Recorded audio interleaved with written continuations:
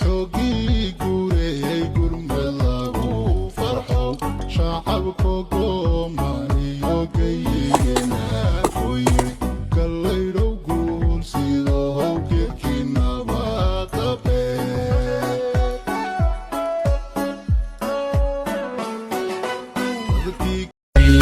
نموهي بباورسي لما قال روتر طلع بندق شنطة حدك شنطة ويل شنطة بيستاي برتقاية حقوقها